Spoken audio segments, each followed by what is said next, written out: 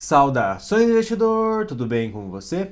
Eu sou o Franzin e você está no canal Aportando Conhecimento. E no vídeo de hoje, a gente vai falar sobre o fundo imobiliário REC-R, um fundo de papel bem conhecido que está atualmente extremamente descontado.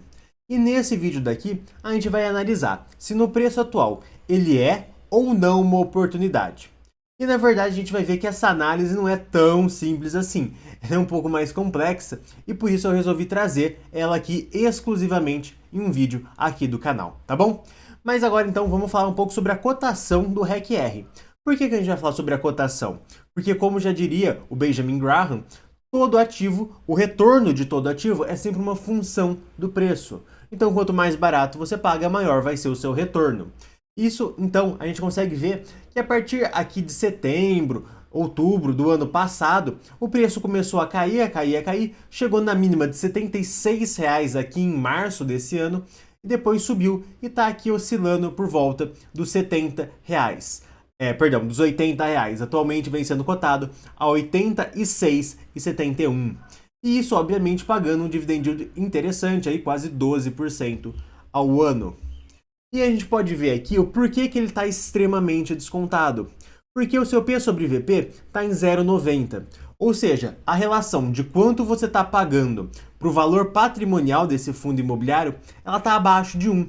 Ou seja, é como se você comprasse uma nota de R$ 100 pagando só R$ 90. Isso, obviamente, se a gente considerar que todos os CRIs desse fundo imobiliário estão pagando direitinho, não vão dar nenhum problema. E, na verdade, isso realmente é o que deve acontecer nos próximos meses. Os CRIs que esse fundo tem estão, na suma maioria, pagando tudo certo, tá totalmente adimplente, ou seja, pagando as parcelas como deveria. Então, assim, ele não vem enfrentando nenhum grande problema de inadimplência, como, por exemplo, o HCTR, o DEVA. A situação do REC-R é extremamente diferente, com CRIs de uma qualidade muito maior que vem dando aí tudo certo para esse fundo. Obviamente ele tem algum problema pontual aqui e ali de inadimplência e às vezes ele chega até a executar as garantias desse CRI. Como por exemplo, ele tem um imóvel no portfólio que na verdade não foi ele que comprou. Ele fez um CRI para um devedor, essa empresa acabou não pagando, ele foi lá e tomou o imóvel. E atualmente ele está tentando então vender ou alugar esse imóvel. Mas isso é uma parcela muito pequena do portfólio. Ou seja, a grande maioria do portfólio do REC-R é muito interessante, sem problema nenhum. Então, isso realmente mostra que esse fundo imobiliário está extremamente descontado. Mas será que só o fato dele estar extremamente descontado faz dele uma oportunidade? Bem, e é isso que a gente vai falar ao longo do vídeo. Mas aqui a gente consegue ver um dos motivos dele estar caindo tanto, que é a questão dos dividendos. Então, na verdade, o dividendo de um fundo imobiliário de papel, ele é muito ligado à inflação. Conforme a inflação vem baixa nos últimos meses, ele vem acabando pagando cada vez menos dividendo. Isso porque um CRI, ou seja, um fundo de papel, ele tem vários CRIs em carteira, esse CRI ele vai pagar uma correção monetária mais um juros real. Essa parte dos juros é o quanto você está ganhando por estar investindo naquele CRI, enquanto essa parte da correção monetária é só correção monetária, não é realmente um ganho real. E aí, qual que é o grande problema? Geralmente, o fundo imobiliário ele paga tanto os juros quanto a correção monetária junto para o investidor. Conforme a correção monetária acaba ficando muito pequena devido à queda da inflação, isso acaba gerando menos rendimento para o investidor. Mas não é algo que o investidor deva se preocupar, é um rendimento baixo, mas é um rendimento ok, é um rendimento já esperado. E isso daqui é algo visto em todos os fundos imobiliários de papel. Nenhum deles estão conseguindo pagar o que pagavam lá em 2021, na metade de 2022, porque realmente a inflação naquele período estava realmente gigantesca. Então aqui a gente consegue ver alguns dados interessantes do REC-R, como por exemplo o valor patrimonial de 2,5 bi, ou seja, é um fundo já bem grande, bem robusto, e também ele tem taxa de consultoria mais de administração somadas de 1,2% ao ano em relação ao PL. Guarde esse número aqui que a gente vai usar ele lá no final do vídeo para calcular se esse fundo imobiliário é uma oportunidade ou não, beleza? Então, falando aqui sobre o portfólio, aonde ele investe esses 2,5 bi, a grande maioria está em CRIs, Ele tem também uma pequena parte em outros fundos imobiliários, aquele imóvel que eu falei que ele acabou pegando pela garantia, e também ele tem cota de outros fundos imobiliários e outros fundos de investimento, que seriam aqui cotas de fundo de renda fixa, que seria tipo um caixa ali para gerar uma liquidez.